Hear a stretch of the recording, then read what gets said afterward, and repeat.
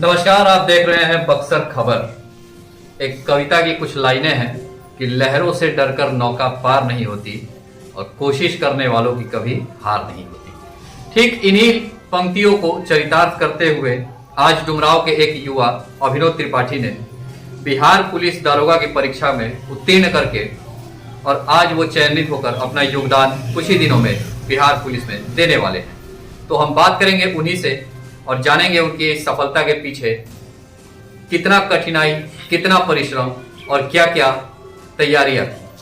अभिनव जी, सबसे पहले तो बक्सर खबर में आपका स्वागत है और बक्सर खबर की तरफ से आपको इस कामयाबी के लिए ढेर सारी शुभकामनाएं और बधाइयां। धन्यवाद। शिक्षा, जो प्रारंभिक शिक्षा है वो और उच्च शिक्षा दोनों आपने कहाँ से पूरी की? मेरी प्रारंभिक शिक्षा थी महाजनी मध्य विद्यालय छठिया पोखरा से। यहाँ से मैं 8वां पास किया था। उसके बाद यही CPS हाई स्कूल से मेरा मैट्रिकुलेशन हुआ है। उसके बाद मैं बक्सर चला गया। बक्सर से मेरा PC कॉलेज से इंटर और ग्रेजुएशन वहाँ से हुआ। इंटर और ग्रेजुएशन बक्सर से हुआ। क्या सब्जेक्ट्स थे उस टाइम आपके? ग्रेजुएशन में मेरा अकाउंट ऑनर्स था। ये कब आपने कंप्लीट किया? 2012 में मेरा अकाउंट। 2012। और 2012 के बाद आपने क्या किया था? 2012, क्योंकि अभी 2021 चल रहा है, 2021 में आपको कामयाबी मिली है, तो एक लंबा समय बीता है बीच में, तो इन बीते वर्षों में आपने क्या क्या किया था? जी, हम तैयारी पे लग गए थे लेकिन कहीं सफलता नहीं मिली थी। हार था कि मैंने एक कैफे खोल रखा था, क्योंकि साइबर कैफे खोल रखा था। उसमें मैं अपना वो पार्ट टाइम करता था। उसके बाद जो भी समय बचा उससे तैयारी करता था। लेकिन 2016 में मैंने उसे भी बंद कर दिया और प्रॉपर ढंग से तैयारी करने लग गया। उसके बाद समय बीतता गया, फिर मैं 2018 में पटना चला गया, वहाँ से तैयारी कंप्लीट की और अपने आप को कामयाबी जी। अच्छा, बात कर ले एग्ज़ाम की, परीक्षा की। एक लंबा समय बीतता है परीक्षा में और जो उसका रिजल्ट है आने में, तो सबसे अगर बात कर ले तो परीक्षा का जो पैटर्न होता है, परीक्षा की जो तैयारी होती है, तो सबसे पहले आप हमें पैटर्न थोड़ा सा समझा दीजिए। किस किस पैटर्न में कितना क्या होता है, सवाल कैसे आते हैं, कितने सवाल आते हैं, और फिर हम जानेंगे कि उसकी तैयारियाँ कैसे की जाती हैं। ये जो नोटिफिकेशन निकला था ये 2019 में निकला हुआ था बिहार दरोगा के लिए, और आवेदन मांगा गया था। उसमें लगभग उसके बाद जो प्रीलिम्स का डेट डाला गया था वो था 22 दिसंबर का डेट डाला गया था, और उस पर एग्जाम हुए थे। और उसमें देखिए GS पेपर होता है बिहार में, जो भी SI की परीक्षा होती है उससे GS पेपर होती है। अच्छा, मतलब पहला जो पेपर होगा वो पूरा GS? हाँ, GS पेपर होता है। उसमें करंट अफेयर्स भी रहते हैं और 2-4-5 मैथ्स भी रहते हैं। तो वो मेनली GS पेपर होता है जो हिस्ट्री और ज्योग्राफी और पॉलिटिकल साइंस से ही कवर किए जाते हैं। और अगर मेंस की बात करें, मेंस में भी GS पेपर रहता है। यह एक पेपर हिंदी की हो जाती है, पहली पेपर होती है हिंदी की, दूसरी पेपर होती है GS पेपर की, जिसमें GS पेपर में करंट अफेयर जो प्री में था वो हट जाता है, उसके जगह पे आ जाता है मैथ्स आ जाता है। अच्छा, प्री जो होता है वो कितने नंबर्स का? 100 क्वेश्चन होते हैं, 200 मार्क्स के। और मेंस भी एक पेपर 200 का होता है और 100 क्वेश्चन दोनों में रहते हैं। तो प्री हिंदी सिर्फ क्वालिफाइंग मार्क्स चाहिए 30% उसमें। तो मतलब अगर बात कर ले मेंस की, तो क्या जो आप हिंदी कह रहे हैं जो कि सिर्फ क्वालिफाइंग नेचर का होता है, तो क्या जो अभ्यर्थी हैं जो कि भविष्य में अपना एग्जाम ये देंगे, तो क्या उनको हिंदी पर उतना खासा ध्यान देना चाहिए या अन्य विषयों पर ध्यान देना चाहिए? जो भी हिंदी के सब्जेक्ट क्वालिफाइंग वो बहुत जरूरी है। अगर आप इसमें क्वालिफाई होते हैं तभी आपका सेकंड पेपर जो है GS पेपर वो चेक होगा। अगर आप इसमें नहीं तो इसको भी आप कहीं ना कहीं ध्यान में रख के तैयारी करनी चाहिए। मतलब उतना ही महत्वपूर्ण इसे भी समझे जो कि अन्य विषयों जरूर है, क्योंकि आप जब तक इसमें क्वालिफाई नहीं करिएगा तब तक आपका वो सेकंड चेक नहीं होगा।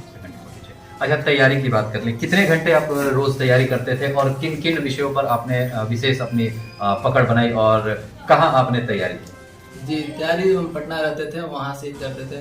वहाँ 8 से 10 घंटे जो था सेल्फ स्टडी थी हमारी, रात के समय में समय मिलता था उसी समय करते थे। और सबसे ज़्यादा हिस्ट्री, ज्योग्राफी और पॉलिटिकल साइंस ये तीनों सबसे ज़्यादा इंपॉर्टेंट इसलिए हो जाते हैं क्योंकि इस सेक्टर से बहुत ज़्यादा क्वेश्चन आते हैं। तो सबसे ज़्यादा इस पर पकड़ बनाना जरूरी था। जो भी बुक था उस बुक को अच्छे से कमांड करना उस बुक पर वो ज़रूरी हो जाता है कि क्वेश्चन अगर बुक से रहे, पढ़ा हुआ रहे तो वो छूटे नहीं।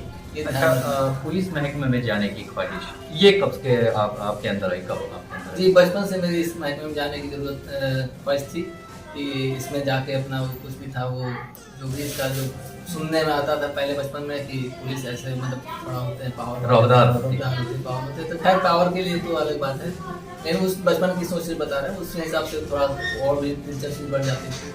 बाद में धीरे धीरे बड़े हो गए तो थोड़ा इसमें इंटरेस्ट आने लगे कि नहीं इसमें एक अफसर रैंक की नौकरी है, इसमें अच्छा लगता है।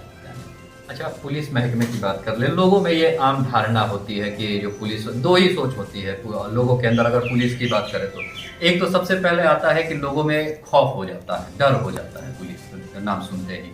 और दूसरा यह है कि लोग ये सोचते हैं कि अगर पुलिस वाला होगा तो घूस लेता होगा, ऊपरी आमदनी होती होगी। तो ये बातें कितनी सच है?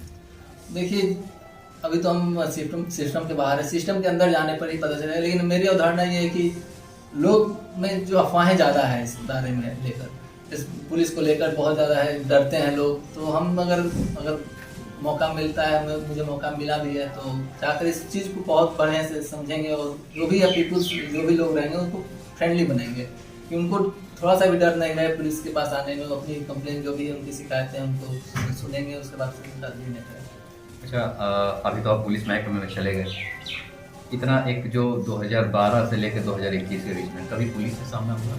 जी नहीं, क्योंकि मेरा उस टाइप का कुछ भी था ही नहीं कि हम जो भी थोड़ा सा इधर उधर की बातें नहीं कर रहे थे। अच्छा, आप पहले क्या सोचते थे पुलिस को लेकर के? आप क्या सोचते थे? आपके अंदर भी कभी आप जाते होंगे बाइक से कभी घूमने वगैरह, हाँ। कभी पुलिस रोकती है तो डर होता है? जी जरूर, जैसे हेलमेट नहीं है या फिर अभी कोरोना का चल रहा है तो मास्क नहीं है, तो इसका कहीं कहीं गाड़ी। तो उस टाइम आपके दिमाग में क्या आता था? मान लीजिए आप सही है, फिर भी पुलिस ने आपको रोक लिया। सही कहाँ से या तो हम नहीं, मान लीजिए आप जा रहे हैं कहीं, आप हर चीज से सही है, फिर भी आपको पुलिस रोक करके परेशान कर रही है, उस टाइम तो दिमाग में एक बात आपको बताना चाहेंगे कि अगर आप सही हैं तो आपके अंदर से डर हट जाती है। और डर वही लगता है जब कहीं ना कहीं आप गलत होंगे, तभी आपको डर लगेगी। अच्छा, तो क्या हम ये उम्मीद कर लें कि भविष्य में जब हम आपसे कभी मिले भविष्य में, तो एक ईमानदार और स्वच्छ अधिकारी के रूप में आपसे मुलाकात? जी जरूर, क्योंकि मेरा जो भी सिद्धांत है उसी पे चलता है कि एकदम सत्य और निष्ठा के साथ अपना काम करें। कोई भी सेक्टर हो, पढ़ाई हो या फिर जॉब हो, कोई भी काम हो, अपना एकदम पूरी ईमानदारी से करना चाहिए। चलिए, हम आपको बहुत बहुत शुभकामनाएं देते हैं कि आप इसी तरह से आगे बढ़ते रहिए और भविष्य में हम जब भी मिले आपसे तो एक स्वच्छ और ईमानदार के छवि के रूप में आपकी पहचान हो। और इसी के साथ बक्सर खबर आपको फिर से एक बार पुनः शुभकामनाएं और ढेर सारी बधाइयां देता हूं। धन्यवाद। तो ये थे हमारे साथ बक्सर जिले के डुमराव शहर के अभिनव त्रिपाठी, जिन्होंने बिहार पुलिस दरोगा में अपना स्थान हासिल किया है और परीक्षा में चयनित होकर के एक तरह से अनुमंडल के साथ साथ पूरे जिले का गर्व बढ़ाया। अभी आप देख रहे थे दारोगा के लिए चयनित हुए अभिनव की खास बातचीत हमारे संवाददाता सुमित पांडे के साथ। हम इसे और कैसे बेहतर बनाएं, इसका सुझाव आप हमें अवश्य दें। देखते रहें बक्सर खबर। हमारे साथ अंत तक बने रहने के लिए आप सभी को धन्यवाद।